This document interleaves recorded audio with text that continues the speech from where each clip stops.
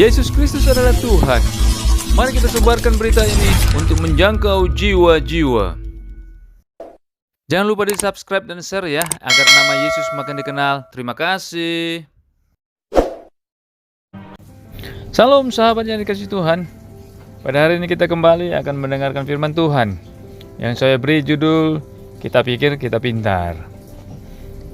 Mari kita membaca Kejadian 16 ayat 2 yang berkata demikian. Berkatalah Sarai kepada Abram, "Engkau tahu, Tuhan tidak memberi aku melahirkan anak. Karena itu baiklah hampiri hambaku itu. Mungkin oleh dialah aku dapat memperoleh seorang anak." Dan Abram mendengarkan perkataan Sarai. Sahabat yang dikasihi Tuhan, ada satu lelucon yang mungkin pernah kita dengar tentang seorang botak. Kalau botak di kepala bagian depan, maka dikatakan orang itu adalah seorang pemikir. Kalau botak di kepala bagian belakang, dikatakan dia seorang yang pintar. Nah, kalau orang botak di tengah, dikatakan dia pikir dia pintar. Mungkin kita ketawa mendengar lelucon ini karena lucu. Ya, silakan ketawa sepuasnya karena memang itu hak seseorang.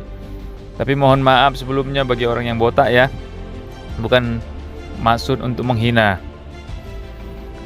Namun ada satu hal yang mungkin bisa kita renungkan mengenai orang botak di tengah kepalanya. Kita seringkali bertingkah laku seperti orang yang botak di tengah kepala. Kita pikir kita pintar. Kita pikir kita mampu. Kita pikir jalan keluar yang dimaksud adalah seperti yang kita pikir. Dan inilah yang terjadi pada diri Sarai dan juga mungkin kita pernah mengalaminya. Sarai berpikir bahwa jalan keluar dari permasalahannya adalah memberikan hambanya kepada Abram karena pikirnya dia mandul dan tidak mungkin lagi melahirkan seorang anak di masa tuanya. Sarai pikir dia adalah pemikir.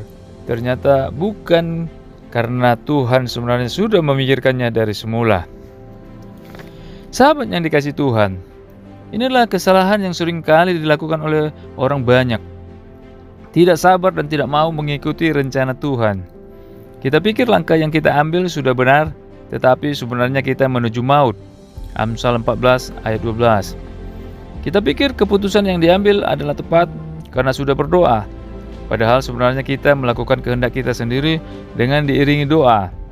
Artinya, kita melegalisasi atau membenarkan keputusan yang kita ambil dengan doa. Kan sudah berdoa. Itulah yang kita lontarkan sehingga kelihatan rohani. Bukan kehendak Tuhan yang jadi, tapi kehendak kita lah yang jadi. Itu sebabnya orang yang tidak mengandalkan Tuhan akan berkata, "Pikirkan sesuatu dan lakukan usaha untuk meraihnya, maka hal itu akan menjadi nyata." Itu sebabnya seringkali kita jatuh kepada berbagai pencobaan karena keinginan kita sendiri yang harus dipenuhi seperti yang dikatakan oleh Yakobus 1 ayat 14. Sama seperti Sarai yang mendahului kehendak Tuhan dan tidak sabar menanti pemenuhan janji Tuhan kepadanya, sehingga kita lihat sampai sekarang keturunannya dan keturunan hambanya selalu bertikai. Jangan sampai kita menjadi orang botak di tengah kepala dan merasa diri kita mampu. Tapi andalkan Tuhan di dalam setiap langkah kaki kita. Terpujilah nama Tuhan. Tuhan Yesus memberkati kita. Amin.